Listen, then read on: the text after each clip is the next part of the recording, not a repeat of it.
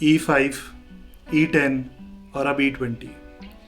Even जो petrol pump owners हैं उनके लिए भी एक तरह का जैसे जैसे ब्लेंडिंग बढ़ती जाएगी उनको भी अपना इंफ्रा चेंज करना पड़ेगा, क्योंकि जो नीति आयोग की जो रिपोर्ट है उसके अंदर ये भी लिखा हुआ है कि चेंज इन मार्केटिंग इंफ्रास्ट्रक्चर। जैसे जैसे ब्लेंडिंग बढ़ेगा उनको नोजल्स चेंज करने पड़ेंगे, उनको जो डिस्पेंसिंग मशीन है वो चेंज करनी पड़ेगी या कुछ मॉडिफिकेशन करना पड़ेगा।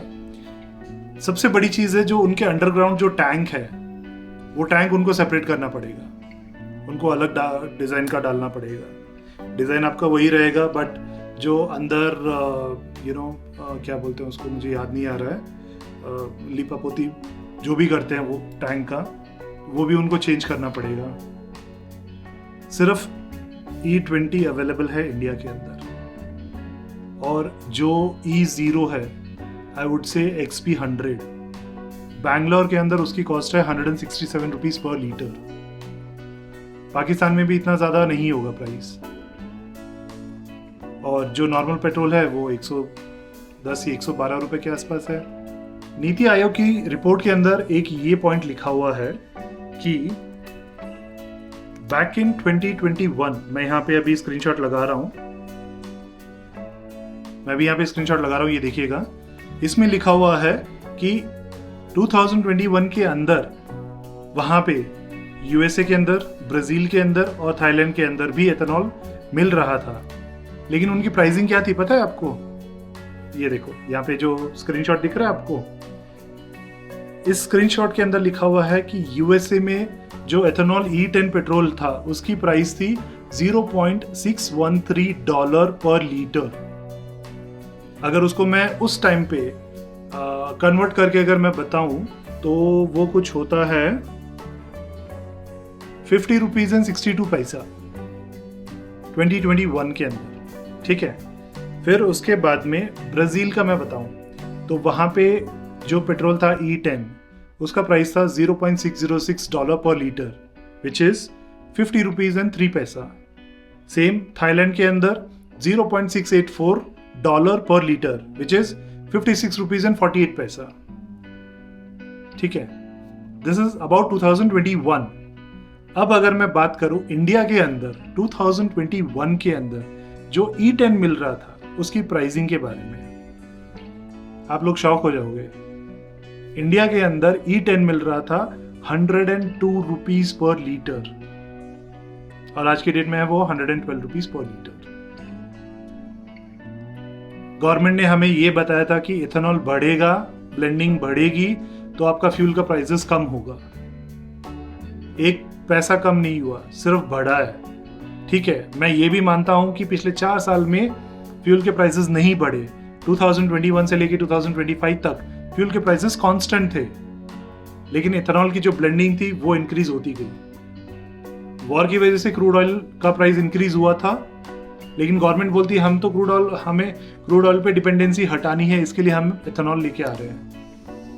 अगर डिपेंडेंसी हटानी होती, ठीक है, तो प्राइसेस भी कम होनी चाहिए थी।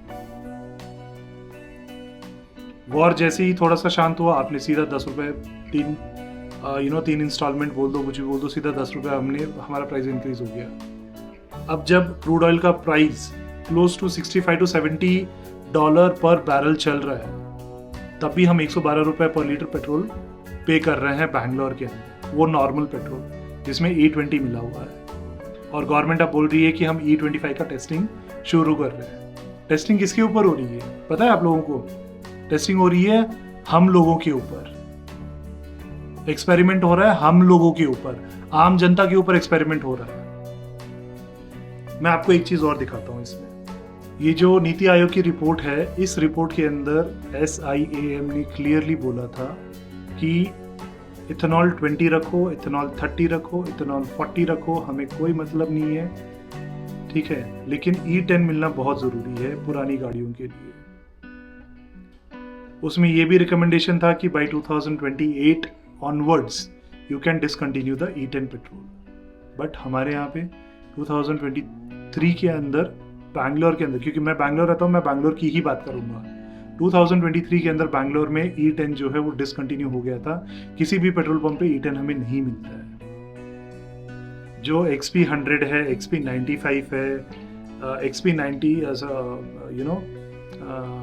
97 भी मिलता है हिंदुस्तान पेट्रोलियम का, ठीक है। ये सब रॉन है, RON, हायर ऑक्टेन, जो परफॉर्मेंस गाड़ियों में यूज होते हैं।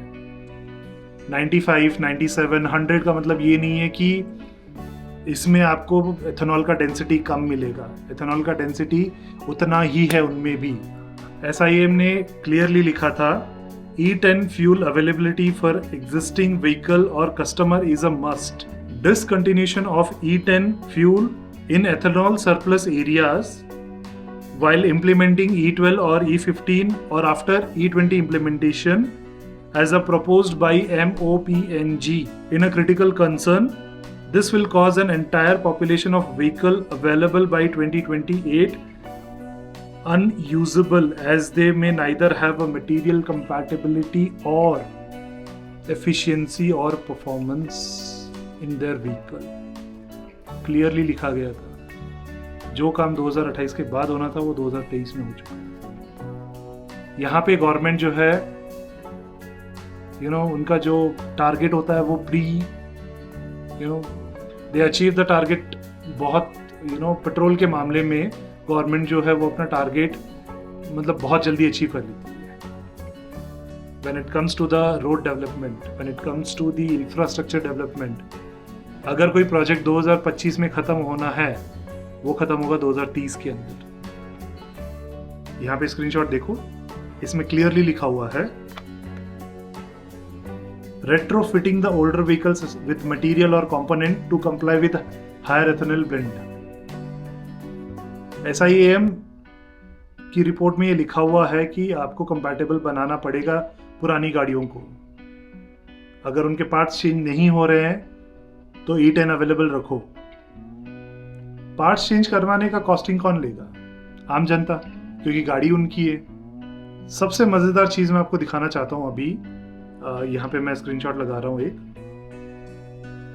जो एथेनॉल ब्लेंडिंग का जो रोड मैप आना था ना इंडिया के अंदर, वो मैं बताता हूं आपको। 2020 में एथेनॉल E10, 2022 से लेके 2028 तक E10 अवेलेबल रहना जरूरी था, जो मैंने अभी थोड़ी देर पहले बताया था। E15 आप टेस्टिंग पर्पस के लिए सरप्लस एरियाज में लगाओ, लेकिन 2024 तक उसको भी डिसकंटिन्यू करो, जो नहीं आया था लेकिन हमें नहीं बताया गया था।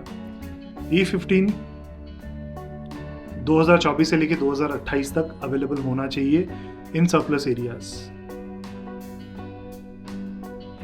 जो आया था लेकिन सिर्फ 1 साल के लिए।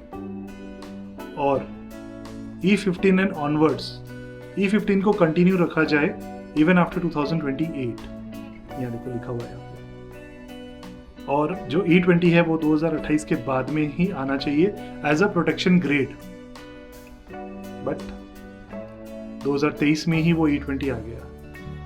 ना तो हमारे पास E10 है, ना हमारे पास E15 है, सीधा E20। MOPNG is considering E20 from 2028। MOPNG ने भी बोला था कि हम E20 को 2028 के बाद से कंसिडर करेंगे। तो जैसे मैंने ब्राज़ील के बारे में बताया था आप लोगों को, ब्राज़ील के अंदर अभी भी आपके पास में E5, E10, E20 and E27 available है बड़े पेट्रोल पंप्स पे। और जो नॉर्मल पेट्रोल पंप्स हैं उनमें E10, E20 एंड E27 तीनों अवेलेबल है। ये मैंने अभी गूगल से निकाला था। जो पेट्रोल पंप, ब्राज़ील के पेट्रोल पंप का एक इमेज है। आप इसमें क्लियरली देख सकते हो कि वो लोग 3-3 नोजल हर पेट्रोल पंप पे, जो भी उनका एक डिस्पेंसिंग मशीन होता है उस मशीन पे 3-3 नोजल लगी हुई है, ताकि जिसको जैसा पेट्रोल चाहिए उसको वो पेट्रोल मिले। लेकिन इंडियंस नहीं भैया, सिर्फ E20 मिलेगा आपको और कुछ नहीं मिलेगा इसके अलावा। तो ये बेसिकली था थोड़ा बहुत E20 के बारे में जो मैंने रिसर्च किया था। देखो इसमें 10% I would say it is good for nature, but 90% it is लोगों की जो गाड़ियां हैं जो 2023 से पहले की बनी हैं गाड़ियां, उनमें प्रॉब्लम हो रही है। जो BS4 गाड़ियां हैं उनमें प्रॉब्लम हो रही है। और इन फ्यूचर गवर्नमेंट जो है बहुत जल्द आइसोब्यूटेनॉल भी लेके आने वाला है जो डीजल में यूज होगा। तो अब डीजल गाड़ियां वाले आपका नंबर भी है। जो दूसरा पॉइंट था जो मैं बोलना चाहता था आप लोगों को, आपको याद है 2015 से पहले पेट्रोल पंप जो है उनमें बहुत ज़्यादा एडल्ट्रेशन होता था। ठीक है, जब से उन्होंने E10 लॉन्च किया था इंडिया के अंदर, तब से वो एडल्ट्रेशन शुरू हुआ। एंड वो एडल्ट्रेशन बीच में मतलब आई वुड से 2018 से लेके 22 तक वो एडल्ट्रेशन जो होता था पेट्रोल के अंदर, जो पेट्रोल पंप वाले करते थे, वो कम हो गया था। लेकिन जब से ये E20 आया है दोबारा, तब से पेट्रोल पंप वाले भी अडल्ट्रेशन करना शुरू कर दिए होंगे। नहीं तो गवर्नमेंट जो इतना चीख चीख के बोल रही है कि नहीं कोई दिक्कत नहीं हो सकती, कोई दिक्कत नहीं हो सकती। मैंने गूगल पे, मैंने इंटरनेट पे इतना सर्च किया, मुझे एक भी रिपोर्ट नहीं मिला जहाँ पे किसी भी पेट्रोल पंप की जांच हुई हो। तो यही था आज का मेन मकसद। बेसिकली यूजुअली आप लोग ज़्यादा ट्रैवल की वीडियोस देखते हो इस चैनल पे, लेकिन आज मैं E20 के बारे में बात कर रहा हूँ क्योंकि मैं मजबूर हो गया हूँ इस पे बात करने पे, इस टॉपिक पे बात करने के लिए। बस यही था आज के वीडियो के अंदर।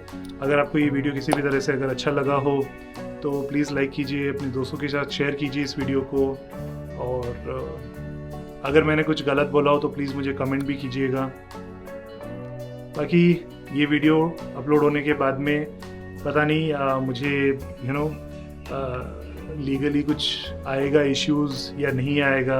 क्योंकि मैंने सुना था, एक स्क्रीनशॉट लगा रहा हूँ वो देखना, कि 5 अगस्त को डिफेमेशन का केस लगने वाला है लोगों के ऊपर। तो मैं अपना वीडियो 5 अगस्त के बाद में डालूंगा। इसी के नोट के साथ इस वीडियो को यहीं क्लोज करते हैं। टिल देन, जय हिंद, गुड बाय।